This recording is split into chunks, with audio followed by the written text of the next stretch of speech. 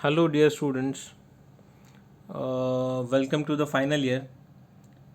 Uh, before proceed further, I just want to give my introduction. Myself, Nilesh Jagdish Vispute. I am working as a senior lecturer in computer engineering first shift.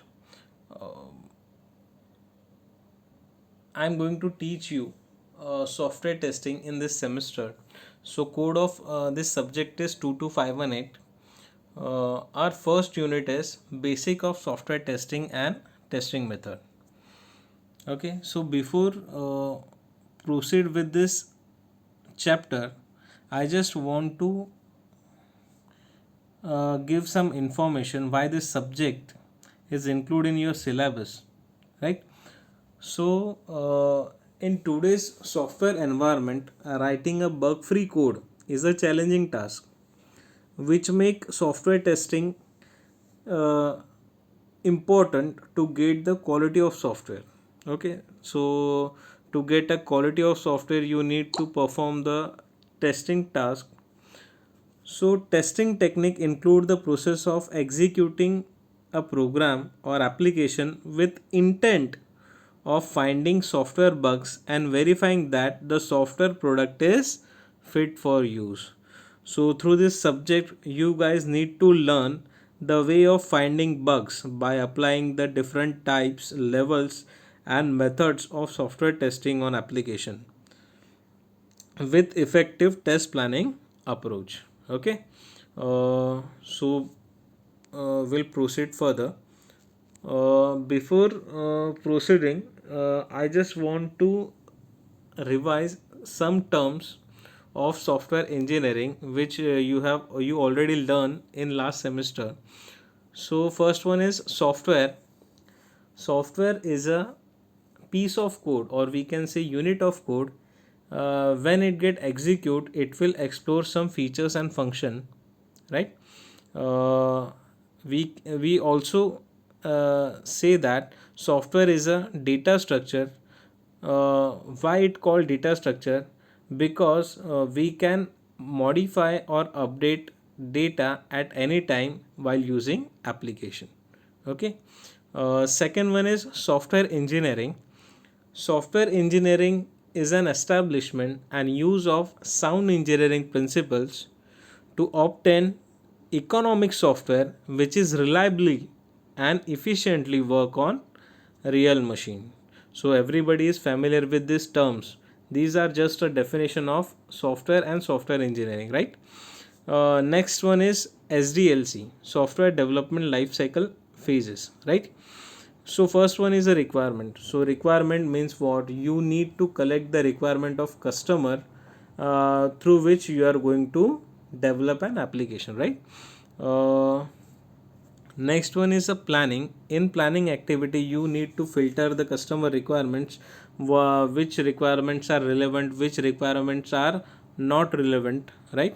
So after filtration, you need to identify the resources, what resources you need to implement or you need to develop an application.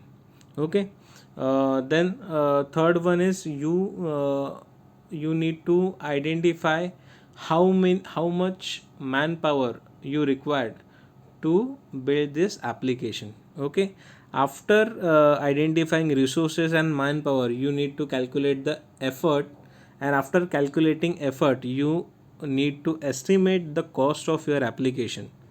Okay, after costing you need to build a schedule of an application development, right?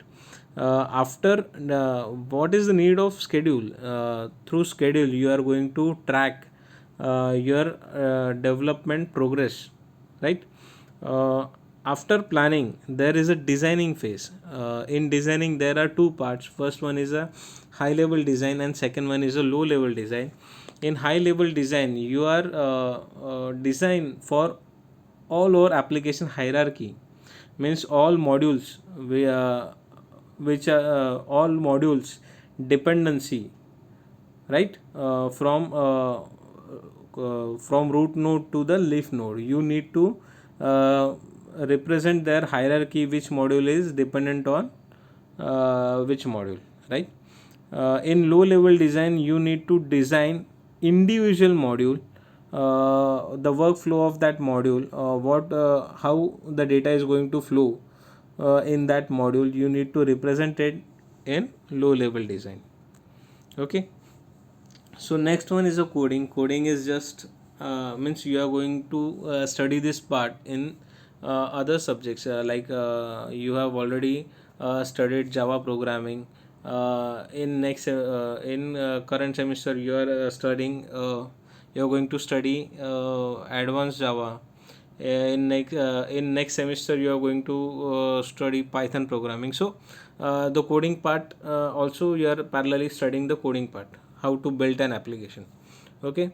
Now uh, in this semester the software testing subject is here. So you are going to learn the different way how to test an application. So you are going to learn in this. So what is the use of testing? So in testing you just need to test an application according to the customer requirement and finding bugs, whether the application is working according to the customer requirement or not. If application is working according to the customer requirement, then it is good, means your application quality is up to the mark, right? If it is not up to the mark, then you have to rework on it, and you have to rework until you are not successful or you are not satisfying the customer requirement. So next phase is deployment. In deployment phase you are deliver the application to the customer review it, or customer verify it. After verification, if he is satisfied, then he is accept the application. Otherwise he or she will give some suggestions, and through that suggestions you need to rework, rebuild, and after again you need to deploy an application to the customer. So the important part in this software development process is requirement, right? In software testing also the requirement is also an important part. Through requirement you need to build a unit test cases of an application. A test cases is built according to the requirement only, means in requirement there must be such a detailing. Through that details you built an test cases. After building a test cases, while applying it on an application, you need to check whether its expected result is matched with the actual result or not. Okay. So it is a crucial task. So I think so you guys uh, understand what is the importance of requirement. So next one is a quality. So quality means if the customer requirements are satisfied after development, so we can say that the application quality is up to the mark. If the customer is not satisfied with the application, so we say that the application quality is poor and we need to rework on it. So now we are proceeding with our today's chapter. So first point in this chapter is definition of software testing. So software testing is a process to evaluate the functionality of software application with an intent to find whether the developed software meet the specified requirement or not, right? Means our application is met the specified requirement or not. You need to identify the defect to ensure that the product is defect free. If you are finding any defects, then you need to fix it, and ensure again you need to ensure that software meets the specified requirements or not. Then only you can call it as defect free, right? So if your product is defect free, then we can say that the quality of application is good. So again, I am just going to read the definition. Software testing is a process to evaluate the functionality of a software application with an intent to find whether the software developed software meet the specified requirement or not, and to identify the defect to ensure that the product is defect free in order to produce the quality product, right? There are two methods to perform software testing. First one is a manual testing and another is a automation testing. So manual testing means what? You are manually uh, preparing the unit test cases, applying it on application manually, executing the application manually, going to pass the input and check that after passing the input, after execution, whatever the result is, match with the expected result or not. If it is not match, then you need to mark it as a bug. So it is just a manual process. You need to prepare a bug chat or bug report in Excel sheet. Okay. So second one is automatic, or we can say automation testing. In automation testing, there are various automation tools are available in market. In that tool, there is a facility of record and playback. Through record, you can record the keyboard and mouse movement which you are perform to access the application. Through it, the script of application is record, and by using that script, you can pass any input to execute that script, and you just check that application using automation tool. Okay. So we are going to learn this in our fifth unit of this subject.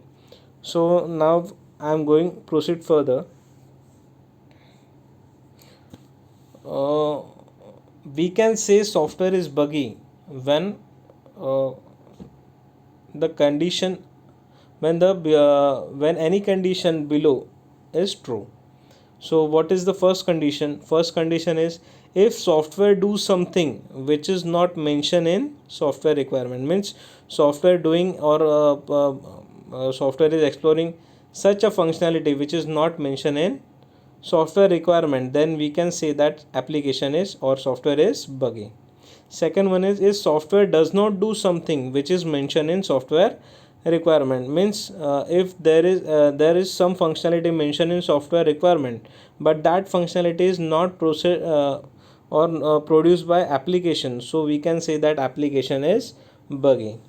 Third one is if software does not do something which is not mentioned in software requirement but it should do.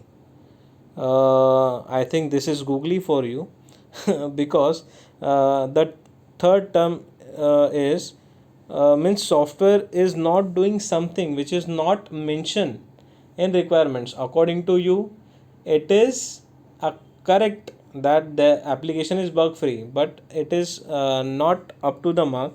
Actually, there are many things that are granted that if any application in general, I'm saying in general, if any application is going to build, then some